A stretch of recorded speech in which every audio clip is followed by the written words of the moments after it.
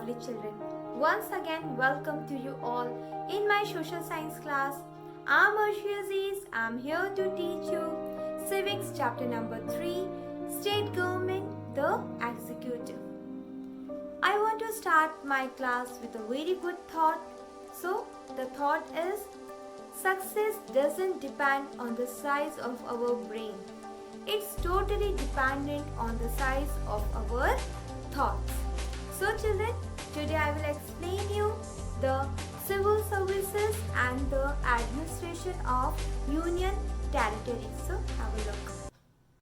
Now children, I am going to explain you civil service. Children, it is a very important topic of your chapter as well as it is very important for your future career. So listen very carefully. Civil service refers to the career bureaucrats. Bureaucrats means officials who are the permanent executive branch of the Republic of India. Okay, and the civil service system is the backbone of administrative machinery of the country. Or in other words, we just say that the day-to-day administrative work in the departments of the government, okay, done by the officials of the civil service, and these officials are known as civil servants. Children, the special body called the Union Public Service Commission, UPSC, okay, which selects civil servants for the central service as well as the some post of civil servants in each state. The rest of the civil servants of a state are selected by the State Public Service Commission, means the PSC.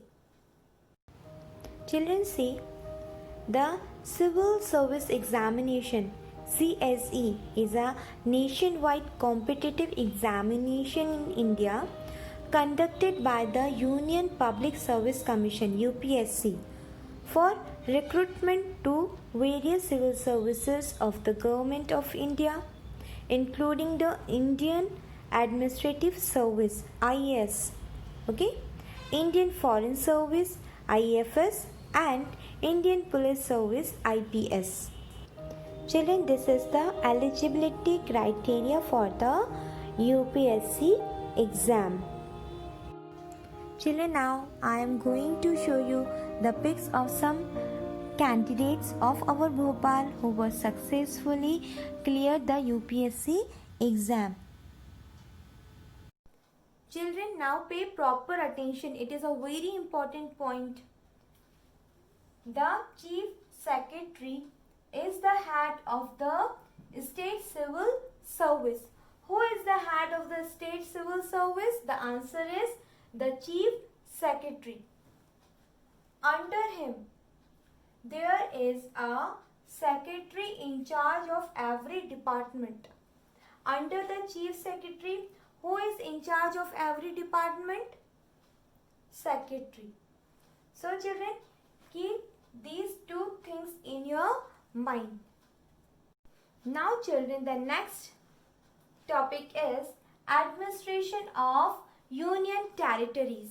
If I ask what's the meaning of union territories, so what is the answer?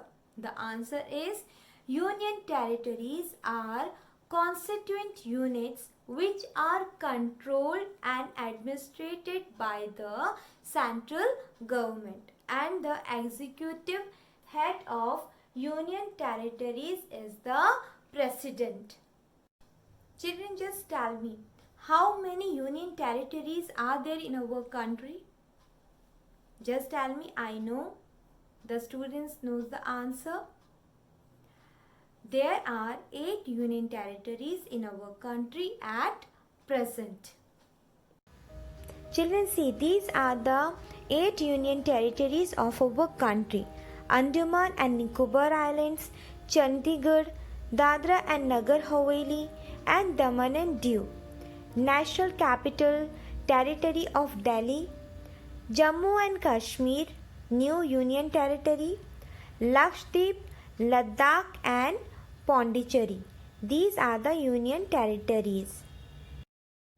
Children, now we focus on administration of Union Territories.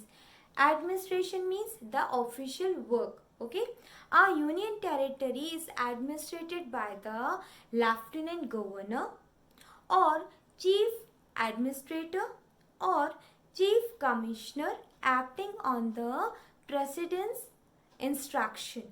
Okay children, and sometimes that the President puts Governor of a neighboring state to look after the administrative work in Union Territories. Okay, and the administrative laws are different in different Union Territories. Okay, and these laws are made by the Parliament. Children, sometimes the Parliament passes a law to set up a legislature in a Union Territory.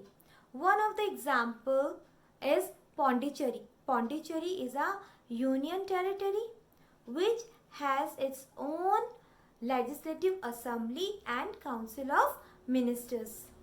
These are the highlights of the civil service in India. So please take a look. Civil service. It is a service done by high intellectual people representing themselves as government officials. Civil service is found all over the world in several countries. In India, it was introduced by Shri Sardar Vallabhbhai Patel, not only a freedom fighter but also former Prime Minister of our country, India. He is considered as father of Indian civil services. So children, it is an important point now. In India, the educational qualification required for a civil servant is a degree. Some of famous civil services are IAS, Indian Administrative Service, IPS, Indian Police Service, IES, Indian Engineering Service, IFS, Indian Forest Service. It is also called Indian Imperial Service. Selection procedure. The candidate should have any degree. Exam will be conducted by UPSC. It is irrespective of sex, religion, any caste. It has 3 phases procedure. This presentation is dedicated civil servants who sacrifice their lives for our nation. Children, in my next video, I will explain you the summary of your whole chapter as well as we will do the exercises. So children, take care of yourself, stay home, stay safe. God bless you all.